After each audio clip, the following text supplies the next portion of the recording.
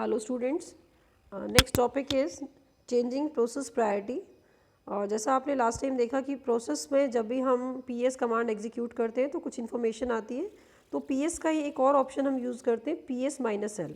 तो minus L में आप देखिएगा, माइनस एल से जब हम लेते हैं यहाँ पर, एल मीन्स लॉन्ग लिस्टिंग। तो लॉन्ग लिस्टिंग में क्या क्या आउटपुट में मिला, एफ एस जो हमारे यूज़ का नहीं है, मीन्स मेमोरी रिलेटेड इन्फॉर्मेशन है।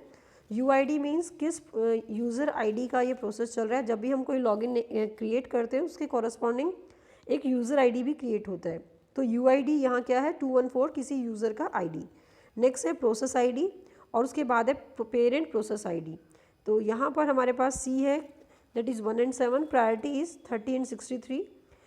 मेन हमारे लिए जो यूज़ का है वो है नाइस वैल्यू, नाइस जैसे NI is nice value, that is given here 2020. Next one is terminal, on which terminal it is working, and time, then command. So students, यहाँ पर हमारे लिए जो यूसेस का रहेगा that is nice, जो नई चीज़ है वो है प्रायोरिटी और नाइस। अब आप देखेंगे प्रायोरिटी दोनों ही की, किसी एक की 30 है और एक की 63 है, तो दोनों की ही नाइस वैल्यू क्या आई यहाँ पर 2020। तो स्टूडेंट्स, अब हम जो कमांड डिस्कस करेंगे नेक्स्ट वो रिलेटेड है PS माइनस एल के इसी एट्रीब्यूट से, नाइस से। तो जो अगर हम किसी प्रोसेस की प्रायोरिटी को सपोज इंक्रीज़ कर देते हैं, प्रोसेस की प्रायोरिटी इंक्रीज़ करने का मतलब है कि यहाँ पर प्रोसेस पहले क्यू में इन होगा, शेड्यूलिंग में पहले जाएगा as compare to other processes having lesser priority. लेकिन प्रायोरिटी अगर किसी यूज़र को, हर एक यूज़र को हम फ्रीडम दे देते हैं कि हर कोई अपने प्रोसेस की प्रायोरिटी चेंज कर पाए, तो आप समझ सकते हैं हर कोई इस दौड़ में लग जाएगा कि मेरा प्रोसेस की प्रायोरिटी ज़्यादा होनी चाहिए। सो यहाँ पर एक मैकेनिज़्म यूज़ किया गया है कि कोई भी यूज़र अपनी प्रोसेस की प्रायोरिटी इंक्रीज़ नहीं कर सकता, डिक्रीज़ कर सकता है। प्रोसेस की प्रायोरिटी इंक्रीज़ करना, डिक्रीज़ करना मतलब, अब आपको एक सिंबल यहाँ पर हम लें, अगर नाइस वैल्यू कंसेप्ट, तो नाइस वैल्यू कंसेप्ट में क्या कहता है ये, though all processes are equal, some processes are more equal than others, they can be made so by increasing their priority. अब यहाँ प्रायोरिटी कंसेप्ट किससे लिंक होता है, एक नाइस वैल्यू से। The processes with higher priority would obviously get the time slot earlier and would be fired earlier than the other processes in the Q. ये शायद आपको बात समझ आ गई है, जिसकी प्रायोरिटी ज़्यादा है उसको पहले इन कर दिया है। The priority of a process is decided by a number associated with it, और वो नंबर क्या है, nice value. This number is called nice value of the process. Though paradoxical higher the nice value, देखिए उल्टा है, अब जिसकी nice value जितनी ज़्यादा होगी उसकी प्रायोरिटी उतना ही कम है। दोबारा बोल रहे हैं, जितनी नाइस वैल्यू ज़्यादा होगी उतनी ही प्रायोरिटी कम होगी, मतलब वो उतना ही क्यू में पीछे होगा। जिसकी नाइस वैल्यू यहाँ पर कम होगी उतनी प्रायोरिटी ज़्यादा होगी। सो नाइस वैल्यू की रेंज क्या है, 0 to 19, और 20 क्या है, डिफ़ॉल्ट। ठीक है स्टूडेंट्स, तो यहाँ पर जो हमारी नाइस वैल्यू कंसेप्ट है, नाइस वैल्यू कंसेप्ट में अगर हम देखें तो 0 जो हम इंक्रीमेंट कर सकते हैं 0 to 19। चलिए इसको प्लॉट कर लेते हैं एक बार। यहाँ पर नाइस वैल्यू देखिए, सबसे पहले तो ये देख लीजिए, मान लीजिए ये आपका है 0.0 और ये है यहाँ पर 20। ठीक है, अब ये कहते हैं कि सभी प्रोसेसेस की बाय डिफ़ॉल्ट नाइस वैल्यू 20 होती है। जब भी आप रन करेंगे नाइस वैल्यू कैसे चेक कर सकते हैं, PS माइनस एल से। ठीक है, अब आपको लगेगा कि मैम प्रोसेस क्या होगा, प्रोसेस कमांड चलाते हैं तो जो वही प्रोसेस दिखाता है PS कोई। तो आपको बेटा मैं ये भी एक टेक्निक बताऊंगी किस तरह से आप नाइस वैल्यू को चेक कर सकते हैं, कैसे इंक्रीज या डिक्रीज भी कर सकते हैं। चलिए, अब यहाँ पर नाइस वैल्यू, अगर हमारी नाइस वैल्यू इंक्रीज़ करना चाहते हैं हम, इंक्रीज़ कहाँ तक हो सकती है, 39 तक। ठीक है, अगर इंक्रीज़ करेंगे नाइस वैल्यू, यहाँ पर इंक्रीज़ हुई और प्रायोरिटी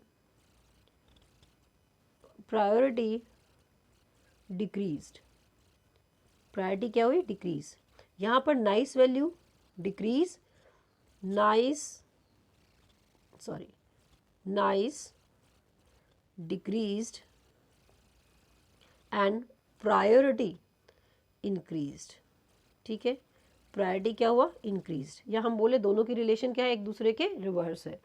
अब आप नाइस वैल्यू कहाँ से कहाँ तक इंक्रीज कर सकते हैं, 20 to 39। 20 to 39 मीन्स अगर हम यहाँ नाइस वैल्यू इंक्रीज़ करनी है उसके लिए क्या कमांड लिखेंगे, वो कमांड देख लीजिए। कमांड के अकॉर्डिंग यहाँ पर लिखना है हमें, सपोज सबसे पहले तो आपको टेक्निक बताते हैं, इस कमांड को आप कैसे एग्जीक्यूट करेंगे, क्योंकि बुक में कमांड गिवन है, आपको मेथड नहीं बताया हुआ। कल भी लास्ट टाइम भी हमने कमांड एक प्रोग्राम बनाया था back.sh जो मिस हो गया है तो आप दोबारा देख लीजिए। इसमें क्या लिखना है आपको, एक VI एडिटर के थ्रू एक प्रोग्राम बना लीजिए जिसके अंदर क्या लिखना है, सिंपली डेट हमने ली, डेट का आउटपुट किसी भी फाइल को पास कर दिया, उसके बाद स्लीप स्टेटमेंट, स्लीप सपोज 190, फिर से कैलेंडर कमांड यूज़ की, उसका आउटपुट कहीं और चला गया, फिर से स्लीप स्टेटमेंट। ठीक है स्टूडेंट्स, और स्लीप स्टेटमेंट फर्दर आप ले लीजिए, इट इज़ 400। ठीक है, ये प्रोग्राम बना दिया छोटा सा back.sh। अब इस प्रोसेस को हम बैकग्राउंड में सेट कर देंगे और चेक करेंगे फर्स्ट टाइम इसकी प्रायोरिटी कितनी है। ठीक है, प्रोग्राम बन चुका। अब हमने इसको लॉन्च किया, कैसे लॉन्च किया, sh back.sh और एंड में क्या लगाया, %। क्या हो गया, ये बैकग्राउंड में सेट। फाइन। अब इसके बाद आप देखिएगा जो ये कमांड एग्जीक्यूट करनी है ये इसी मेथड से करनी है जिस तरह से बताई जा रही है, और आप यूज़ कीजिएगा PS-L। तो इस प्रोसेस का नेम के साथ और आईडी के साथ, जैसे आप बैकग्राउंड में सेट करते हैं तो यह आईडी भी आ जाता है, तो उसको भी आप नोट डाउन करके रख सकते हैं। अब PS-L के साथ आप देखेंगे तो यहाँ पर नाइस वैल्यू जो होगी बाय डिफ़ॉल्ट 20 ही मिलेगी। हर एक प्रोसेस की नाइस वैल्यू 20 ही होती है। ठीक है, अब हमारा जो एक ऑर्डिनरी यूज़र को परमिशन मिलती है, क्योंकि मेरे पास क्या है, अभी डॉलर है, I am a ordinary user, तो मुझे ये रनिंग प्रोसेस है, इसकी प्रायोरिटी को कम कर सकती हूँ मैं, प्रायोरिटी इंक्रीज नहीं कर सकती। मैं नाइस वैल्यू इंक्रीज कर सकती हूँ, डिक्रीज नहीं कर सकती। ठीक है, नाइस वैल्यू इंक्रीज करने का मतलब क्या है, प्रायोरिटी डिक्रीज करना। तो कैसे इंक्रीज कैसे होगी नाइस वैल्यू, नाइस, उसके बाद हर एक कमांड में जैसे ऑप्शन यूज़ करते हैं माइनस सिंबल। मान लीजिए अब आप 15 से इसको इंक्रीज करना चाहते हैं, 20 ऑलरेडी है और 15 और इंक्रीज कर दिया तो कितना हो गया ये 35। और प्रोग्राम क्या है, वही sh back.sh %, पूरा लिखना पड़ेगा। ठीक है, लेकिन जो पिछला प्रोसेस चल रहा है स्टूडेंट, इसकी नाइस वैल्यू वो 20 ही रहेगी। ये नाइस वैल्यू किसकी होगी, जो नया प्रोसेस दोबारा ये प्रोग्राम चला है, ये क्लियर कर लीजिएगा। देखिए जो पिछला आपका बैकग्राउंड प्रोसेस है वो तो चल ही रहा है, उसकी नाइस वैल्यू बीच में चेंज नहीं कर सकता, लेकिन इसी प्रोसेस को दोबारा हम इसी प्रोग्राम को दोबारा अगर आप एग्जीक्यूशन में डालें उसी टाइम पर, at the time of firing of the command, आपको ये नाइस वैल्यू चेंज करते हुए फायर करनी है। दूसरा, चलिए इसका हो गया 35। अब यहाँ पर क्या लेंगे, PS-L से आप देख पाएंगे इसका प्रोसेस आईडी अलग आएगा स्टूडेंट, जैसे क्योंकि बैकग्राउंड में सेट किए, ये अपर वन का प्रोसेस आईडी अलग था, तो आप प्रोसेस आईडी पर कंसंट्रेशन कीजिएगा, किसका प्रोसेस आईडी क्या है और किसकी नाइस वैल्यू क्या है। सो PS-L, इससे आपको दोनों की प्रायोरिटी पता चल जाएगी, नाइस वैल्यू पता चल जाएगी। नाइस वैल्यू क्या होगी यहाँ पर 35। ठीक है, आप मैक्सिमम इसको 19 कर सकते, 20 नहीं कर सकते, ये आप चेक कर लीजिएगा। 19 मीन्स 20 प्लस 19 कितना हुआ, 39, तो हमने यही लिया था 39। अब बारी आती है कि हम नाइस वैल्यू को डिक्रीज़ कैसे कर सकते हैं। नाइस वैल्यू को डिक्रीज़ करने के लिए सबसे पहले हमें चाहिए ये हैश किसको मिलता है, सुपर यूज़र को। तो यहाँ पर भी थ्योरी में भी लिखा हुआ है, this is the reason why we should have good relation with the administrator, कि अगर हमें अपने प्रोसेस की प्रायोरिटी इंक्रीज़ करवानी है, प्रायोरिटी इंक्रीज़ कराने का मतलब नाइस वैल्यू डिक्रीज़ करवाना, और कोई भी ऑर्डिनरी यूज़र प्रायोरिटी इंक्रीज़ नहीं कर सकता, वो प्रायोरिटी डिक्रीज़ करवा सकता है। प्रायोरिटी इंक्रीज़ करने का मतलब नाइस वैल्यू डिक्रीज़ करवाना, तो यहाँ पर हम नाइस वैल्यू को डिक्रीज़ करवाने वाले हैं, किससे, एडमिनिस्ट्रेटर से। Nice minus minus, this time ये फर्स्ट माइनस किसके लिए, ऑप्शन के साथ जो लगता है ये माइनस है जो डिक्रीज़ करने के लिए। मान लीजिए इसको हमने लिखा यहाँ पर 20, क्योंकि आप उससे 20 तक जा सकते हैं, या आप 10 रखना चाहें 10 रख लीजिए, 15 रखना चाहें 15 रख लीजिए, ये लीजिए 15 हमने कर दिया 15, और फिर से SH। आप ये नाइस वैल्यू तभी चेंज होगी जब आप लॉन्च करने वाले प्रोग्राम को %, एक ही लाइन में आएगा, यहाँ पर सेम लाइन में नहीं आ पा रहा। ठीक है स्टूडेंट्स, ठीक है, ये थर्ड प्रोसेस, हमने थर्ड प्रोग्राम अलग नाइस वैल्यू के साथ लिया। ठीक है, और आप एक बार देख लीजिए PS-L ऑप्शन से इस वाले प्रोसेस की प्रायोरिटी या सॉरी नाइस वैल्यू क्या होगी, नाइस वैल्यू विल बी 5। 20 था, 15 माइनस कर दिया तो कितना हुआ, यहाँ पर 5 आया। और इसको कहा था कितना डिक्रीज़ कर सकते हैं आप, इसको आप डिक्रीज़ कर सकते हैं 20 तक। क्यों, 20 माइनस 20 इज़ 0। और नाइस वैल्यू के लिए हमने प्लॉट क्या किया था, बाय डिफ़ॉल्ट इट इज़ 20, यहाँ पर 0 है, यहाँ पर 39 है। इस तरफ जाएंगे तो प्रायोरिटी डिक्रीज़ होगी, इस तरफ जाएंगे तो प्रायोरिटी इंक्रीज़ होगी। ठीक है, ये कंसेप्ट आपको क्लियर होना चाहिए। दूसरा, अगर आप बाय डिफ़ॉल्ट लेते हैं नाइस, ठीक है, नाइस, और उसके साथ आप लिखते हैं जो भी यहाँ पर चलिए सिंटेक्स दिखाई देते हैं आपको। ये हमने फर्स्ट कमांड लिखी nice cat employ dot date DAT। इसका मतलब बाय डिफ़ॉल्ट ये इसकी नाइस वैल्यू को क्या करेगा, बाय 10 इंक्रीज़ कर देगा। हमने यहाँ ऑप्शन के साथ कुछ भी नंबर यूज़ नहीं किया है, तो बाय डिफ़ॉल्ट जो इंक्रीमेंट है दैट विल बी ऑफ 10। क्योंकि देखिए डिक्रीज़ तो आप कर ही नहीं सकते ऑर्डनरी यूज़र सिर्फ इंक्रीज़ कर सकता है। तो दोबारा रीड कर लीजिए, the nice value of a process can range 0 to 30 with 20 as a default. The process with a nice value 20 would execute slower than the nice value with value 20। मतलब जिसकी nice value ज़्यादा उसकी priority उतनी ही कम। Let's try to increase the nice value। nice value यहाँ से हमने increase की और हमने यहाँ कोई वैल्यू नहीं दी, तो यहाँ पर ये कहते हैं कि by default the increment is of we didn't specify the increment, and increment of 10 got assumed and the nice value got correspondingly incremented. If we do so then we get, अगर हमें अपने स्पेसिफाई करना है तो ये method आपको मैं पहले भी बता चुकी हूँ, नाइस एंड माइनस एंड जो भी नंबर जिससे आप इंक्रीज करना चाहते हैं। अब आप कहोगे यहाँ पर मैं 30 लिखूँ, 30 नहीं हो सकता क्योंकि इंक्रीज कितने से हो सकता है स्टूडेंट, 20 से आगे 39 तक जा सकते हो, तो नंबर कितना हो सकता है मैक्सिमम 19। आप ट्राई भी करके देखेंगे ना, यहाँ 30 नंबर भी देंगे तो भी वो 39 से आगे नहीं जाएगा। 20 + 30 होना 50 चाहिए, बट नज़र आएगा आपको 39 ही नाइस वैल्यू। और नाइस वैल्यू बार बार चेक करनी कैसे है, PS-L ऑप्शन से। ठीक है स्टूडेंट्स, अब नेक्स्ट है यहाँ पर फिर वही थ्योरी डिस्कस की हुई है कि हमें कैसे कौन इसको डिक्रीज़ कर सकता है नाइस वैल्यू को। तो नाइस वैल्यू को डिक्रीज़ करने का मेथड यही है, नाइस माइनस माइनस, ये विजिबल नहीं है, 2 हाइफन लगे हुए, माइनस माइनस 10 देन कमांड। तो आपको जो कमांड बोली गई है वो कमांड क्या थी, यहाँ पर आप एक छोटा सा प्रोग्राम बना लीजिएगा, उसी प्रोग्राम को बार बार आप यूज़ करते जाइए। ठीक है, नेक्स्ट नाइस माइनस माइनस इसके अकॉर्डिंग 10 और जो भी कमांड है वो आप मेंशन कर दीजिए। बैकग्राउंड में सेट करा है प्रोग्राम, वो बैकग्राउंड का प्रोग्राम आप यूज़ कर लीजिएगा। ठीक है स्टूडेंट, तो नाइस वैल्यू का आपका यही कंसेप्ट था, बाकी थ्योरी आप देखते रहिएगा। नेक्स्ट वन इज़, अब नेक्स्ट आ जाता है नाइस वैल्यू। नाइस वैल्यू जैसे ही आप इंक्रीज डिक्रीज करते हैं तो एक और फीचर है जिससे आप ये फाइंड आउट कर सकते हैं कि किसी कमांड को एग्जीक्यूट होने में कितना टाइम लगा। Let's now seek some proof that a command has a higher nice value indeed run slower than the normal. For this we can employ the time command। time command आप कहीं पर गलती से भी time मत लिख दीजिएगा किसी स्टेटमेंट में, क्योंकि time एक कमांड है यहाँ पर। तो टाइम अब ये कहते हैं इस कमांड के लिए, पर्टिकुलर किसी भी कमांड के लिए आपको चेक करना है कितना टाइम यूज़ किया। तो 3 तरह की टाइमिंग है। First one is real time. तो रियल टाइम देखते हैं क्या है। That in above command we have redirected the output of ls, so it doesn't mix with the output of time command. So the output of time command doesn't get redirected since the output of the time command is written to the standard error device। तो student देख लीजिए, command जो भी आप लिखेंगे उसका output अगर आप लिखना भी चाहें तो कोई दिक्कत नहीं है, यहाँ इन्होंने रीडायरेक्ट कर दिया है। अगर आप लिखना चाहें टाइम स्पेस डेट तो वो कोई दिक्कत नहीं, वो चलता रहेगा। हाँ, इसके लिए भी, क्योंकि टाइम में देखिए हर एक कमांड का हम जब टाइम कंप्यूट करेंगे तो टाइम कंप्यूट करते टाइम कोई ज़्यादा यहाँ पर डिफरेंस नहीं मिलेगा आपको। रीज़न बीइंग क्योंकि किसी भी कमांड को एग्जीक्यूट करने में बहुत कम टाइम लगता है, जो माइक्रो सेकेंड या नैनो सेकेंड के हिसाब से देखें। तो हमें जो प्रैक्टिकल इसका देखना है डिफरेंस, वो अगेन उसी प्रोग्राम से लेंगे जो प्रोग्राम हमने वहाँ डिस्कस किया था। चलिए नियर ही है नेक्स्ट चैप्टर के 7 चैप्टर। तो आपको लिखना कैसे, चलिए वो देख लेते हैं एक बार।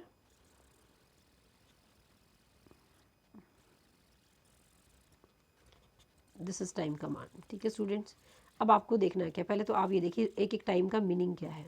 रियल टाइम मीन्स 3 तरह के टाइम है, real user and system time. Real time in the above command represent the time taken by command to execute since its initiation to termination, जो हम टोटल टाइम बोलते थे, टर्न अराउंड टाइम, जो CPU scheduling में आप calculate करते थे processes के लिए, कि कब आपने इसको वहाँ इनिशिएट किया, चाहे वो क्यू में है, चाहे वो वेटिंग स्टेट में है या इनपुट आउटपुट के लिए वेट करता है, till its termination। user time is that amount of time that the command or program took to execute its own code। Mean जो कोड है, देखिए वेटिंग टाइम इसमें इंक्लूडेड नहीं है, जो कोड एग्जीक्यूट होगा that will be very lesser time, but कई बार Q में है, कभी उसको इनपुट आउटपुट डिवाइस के से डाटा चाहिए, तो वो टाइम इसमें काउंट नहीं होता यूज़र टाइम में। User time is amount of time that the command और program took to execute its own code। For small programs which take milliseconds to execute, this time is represented by 0.0। तो आपको भी यही मिलेगा किसी भी command का। डेट कमांड, कैलेंडर के लिए आप लिखेंगे टाइम स्पेस डेट, तो ये टाइम तीनों ही 0 0 आ जाते हैं, कोई ज़्यादा टाइम नहीं लेंगे। The sys time indicate represent the time taken by Unix to fire the command, कि उसको वेटिंग में कितना टाइम लगा। ठीक है स्टूडेंट, अब यहाँ पर हमारे लिए प्रैक्टिकली हमें यूज़ करना है, तो हम इसको कैसे यूज़ कर सकते हैं। देखिए हम लिखते हैं ये टाइम, और टाइम क्योंकि हमने वो जो प्रोग्राम बनाया था बैक वाला वो काफ़ी लंबा प्रोग्राम था, उसको हम लेते हैं sh बैक डॉट sh %, उसको रन करके हमने बैकग्राउंड में सेट कर दिया। ठीक है, एंटर कर दिया। अब यहाँ पर तीनों टाइम आप ऑब्जर्व करना, रियल टाइम ज़्यादा मिलेगा, यूज़र टाइम कम मिलेगा क्योंकि 4 ही लाइन का कोड था, और सिस टाइम ये भी कम ही मिलेगा क्योंकि इसको फायर करने में ज़्यादा टाइम लगता है। सबसे ज़्यादा टाइम कहाँ मिलेगा, रियल टाइम। क्यों, क्योंकि हमने स्लीप स्टेटमेंट इस प्रोग्राम में बहुत बार लिखी है। स्लीप स्टेटमेंट इंक्रीज़ करेंगे तो टोटल टाइम इंक्रीज़ होगा ही होगा, इतना टाइम वो वेट कर रहा है। क्लियर स्टूडेंट्स, तो ये डिफरेंस आप ऐसे भी देख सकते हैं कि आपने लिखा यहाँ पर टाइम और आपने लिख दिया डेट। हाँ, डेट का आप आउटपुट चाहते हैं, कोई दिक्कत नहीं, आउटपुट यहाँ डिस्प्ले हो जाएगा, फिर उसके बाद टाइम का आउटपुट आ जाएगा। अगर आपको रीडायरेक्ट करना है किसी फाइल में तो रीडायरेक्ट कर लीजिएगा। तो यहाँ पर तीनों कमांड, तीनों तरह की टाइम ऑब्जर्व कीजिए डिफरेंट डिफरेंट कमांड्स के साथ, ये भी आपकी लैब फाइल में ऐड करना है। नेक्स्ट वन इज, ये हो गया हमारा टाइम कमांड। तो ये देख लीजिए टाइम के साथ इन्होंने नाइस वैल्यू को इंक्रीज करते हुए भी देखा सेम प्रोग्राम के लिए। अब आप देखिए नाइस वैल्यू इसमें क्या किया, 39 हो गई एक तरह से, 20 पहले से थी, 19 इन्होंने इंक्रीज कर दी, तो 39 मतलब प्रायोरिटी लेस है। अब रियल टाइम 0.6 है, ऊपर वाली कमांड में क्या था 0.3 था, तो ये इतना माइनर चेंजेस तो आएंगे प्रायोरिटी के कंसेप्ट में। सो प्रोसेस प्रायोरिटी को चेंज करना और उसको चेक करना, ये आपका टाइम और नाइस कमांड हो गई। उसके बाद नेक्स्ट है scheduling of a process, that is also very important, कि क्या हमारे पास कोई यूनिक्स में ऑप्शन है कि हम अपनी मर्जी से कोई भी प्रोग्राम हम चाहें कि इवनिंग में 5 बजे ये प्रोग्राम अपने आप ऑटोमेटिकली एग्जीक्यूट हो जाए। तो एक बार 2 बार क्लास में भी हमने करके देखा, तो यहाँ पर है command that is cron command, cron and at. तो सबसे पहले कमांड हम लेते हैं at command. At command is very simple. Suppose evening में एडमिनिस्ट्रेटर को डेली यही मैसेज कन्वे करना पड़ता है यूजिंग वॉल कमांड या एनी हाउ, कि आप अपने सिस्टम शट डाउन कर दीजिए या बैकअप ले लीजिए। तो यही प्रोग्राम बार बार हम रन करें। तो आज के लिए तो अभी हम ऐड कमांड से तो यही डिस्कस कर रहे हैं कि at 5 o'clock, at 17 means that is 5 PM clear, हर एक का टर्मिनल क्लियर हो जाए। उसके बाद it is 5 PM backup your files and log out. ठीक है, ये एक पर्टिकुलर यूज़र के लिए दे दिया है जिसका TTY 3C है। आप इसको ओपन भी छोड़ सकते हैं कि ये मैसेज सभी के पास चला जाए या आपके टर्मिनल पर आ जाए। लेकिन यहाँ एक बात ध्यान रखने वाली है कि ये जो ऐड कमांड है इसका हमें क्लोजिंग करनी है Ctrl+D से। तो स्टूडेंट्स इसको कैसे लिखना है आप एक बार अपने जो हमारी प्रैक्टिकल इम्प्लीमेंटेशन उसके अकॉर्डिंग देखिएगा। हम लिखेंगे ऐड, ठीक है, सपोज अभी टाइम है 12, तो हम ले लेते हैं टाइम 12:15। ठीक है, 24 आवर्स फॉर्मेट में हमें यूज़ करना है। उसके बाद यहाँ सिंबल ये बना आ जाएगा आपके वहाँ सिस्टम पर। फिर आप लिखेंगे सपोज इको कोई भी मैसेज, हेलो, जो भी मैसेज देना चाहें। उसके बाद नेक्स्ट लाइन जैसे एंटर करेंगे ग्रेटर देन फिर से सिंबल आ जाएगा, ये इसी कमांड का ही पार्ट है। डेट कमांड, उसके बाद कैलेंडर कमांड, जो मर्जी आप लिखिएगा, और एंड में जैसे फाइल एंड करते थे Ctrl+D के साथ। ठीक है स्टूडेंट्स, अब ये जो शेड्यूलिंग हमने की, हम काम करते रहेंगे अपने प्रॉम्प्ट पर, कुछ भी काम कर रहे हैं बीच में मैसेज आ जाएगा। जैसे ही 12:15 हुआ यहाँ मैसेज आ जाएगा। यहाँ पर ये मैसेज तब तक नहीं आएगा जब तक हम की नहीं करेंगे। ऐसा नहीं है कि हमने कमांड को शेड्यूलिंग कर दी और आराम से बैठ गए और कीबोर्ड से कोई टाइप नहीं करे, मीन्स टर्मिनल बिल्कुल आइडल है, ऐसा नहीं, तब नहीं आएगा। जब तक हम यहाँ की इन नहीं करेंगे, चाहे वो 12:30 क्यों ना हो जाए, आपको कोई मैसेज नहीं मिलेगा। फिर क्या मिलेगा, you have a mail in where then spool then mail, और अगर आप अमन है तो अमन, पुनीत है तो पुनीत, रोहन है तो रोहन, हर एक की अपनी अपनी होम डायरेक्टरी है, रूट है तो root, where then spool then mail then Aman. अब ये जो शेड्यूलिंग हुई, काम आपकी कमांड एग्जीक्यूट हो चुकी है। कमांड एग्जीक्यूट हुई, इसे चेक कैसे करेंगे, फिर वहाँ पर जाकर आप ये फाइल है, या तो आप इसे मोर से यूज़ कर सकते हैं या आप कैट कमांड से भी यूज़ कर सकते हैं। मोर where then spool, मैं आगे लिख रही हूँ स्लैश मेल स्लैश अमन, ठीक है। अब अगर आप मोड से करेंगे तो पिछली जो भी मेल्स है वो भी दिखाएगा, नहीं तो यहाँ पर आप कैट लिख देंगे तो लास्ट कमांड जो आपने लिखी थी अभी उनका आउटपुट आपको डिस्प्ले कर देगा। तो ये इस तरह की शेड्यूलिंग आप प्रैक्टिकली रन करके देख सकते हैं।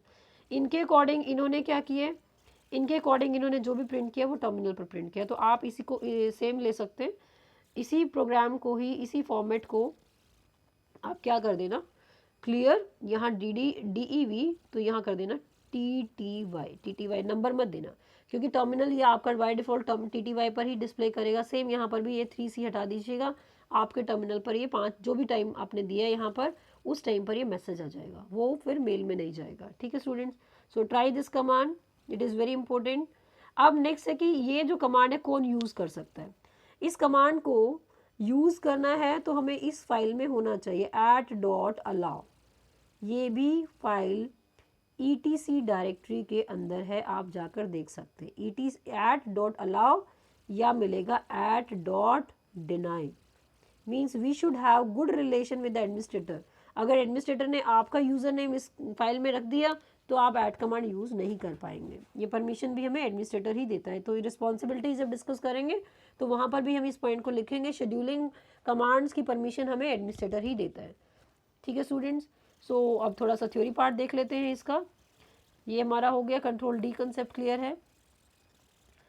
सो ये हमारा मेल जैसे हमने आपको बताया था कि मेल आ जाएगी, तो मेल को इन्होंने इस तरह से शो किया, आपको मैंने अपने यहाँ जैसा चलेगा वो आपको मेथड बता दिए गए। अब ये कह रहे हैं there are 2 option available with at permit us to view the list of jobs submitted using at, but ये प्रैक्टिकली काम नहीं करती कि आपने कितनी जॉब्स को शेड्यूल किया है। अगर वो आपको लिस्ट देख